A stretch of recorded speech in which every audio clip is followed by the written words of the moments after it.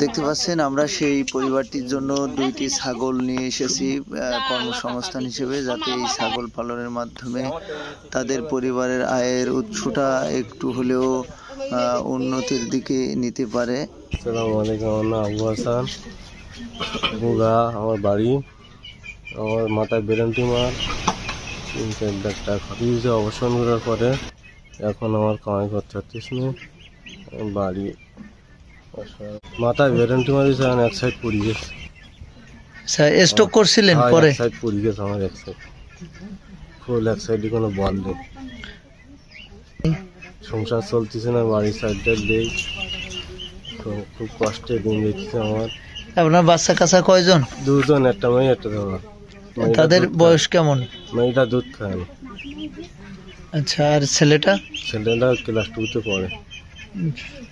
সহযোগিতা হতো, তাহলে আবার তো সংসারটা চালাই করতাম।